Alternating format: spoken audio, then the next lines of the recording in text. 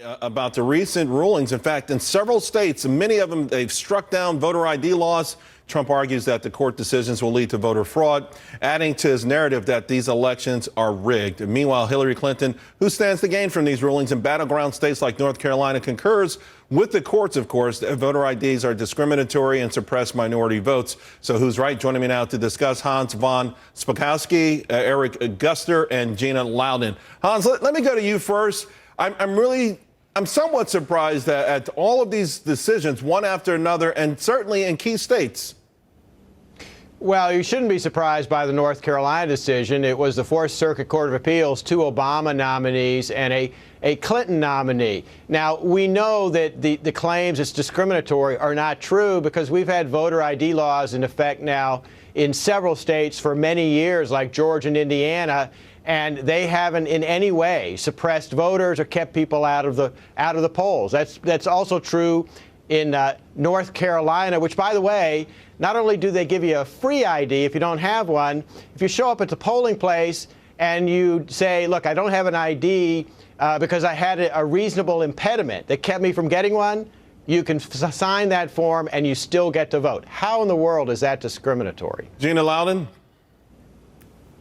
Yeah, well, it is only discriminatory, as Hans said, on the side of the Democrats who are wholesale against any sort of a voter ID. That is a very racist idea. They actually stated, as Hans says in the Wall Street Journal, that they need this for blacks because blacks are less sophisticated. I can't imagine such racist language resonating with black voters out there. Why would you want to vote Democrat if that's what your own party leaders think of you? And this was a sophisticated effort on the part of George Soros to steal the presidential election in 2008 when he started the Secretary of State's project that has resulted in 0 dissent of any Democrat Secretary of State in the country who wants voter integrity.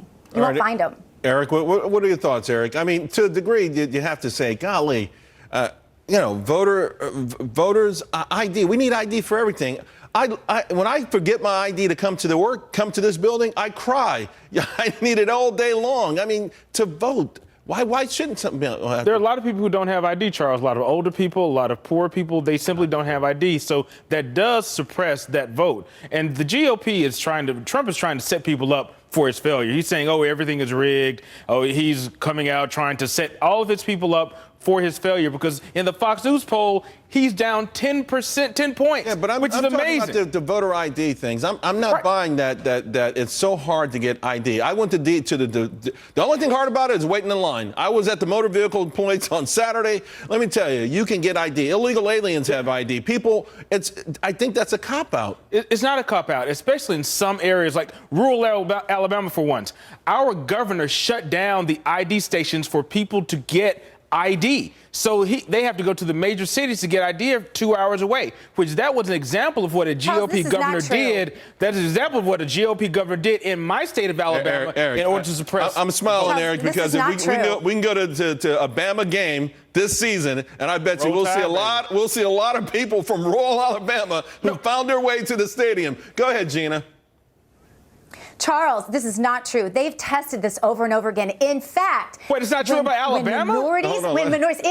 When minorities, first of all, they'll bring it to you. So that doesn't even make sense. They've offered in every state to bring whatever is needed, including the ballots, to these people. So that's just, it's a non-argument. But more importantly than that, that is true, but more importantly than that, in Texas and North Carolina, when this was tested, black votership just actually increased. So it's your arguments, they are nonsensical. They're not true. This is all about trying to steal an election, and Eric, you know that. And let me bring in Hans on that, because you know what? I think this could be a difference maker. And the timing, of course, fortuitous, Hans, but do you think it can make a difference in November?